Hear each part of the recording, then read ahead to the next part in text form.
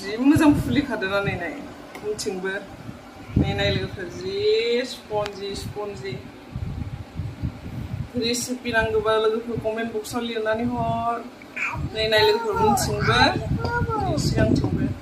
जि मोजां फुलिदों नै स्पन्जी काट खालामदो लोगोफोर नोंसोर खोथायनि आरोना सिङाव माइदि जाबोनाय स्पन्जी आरोना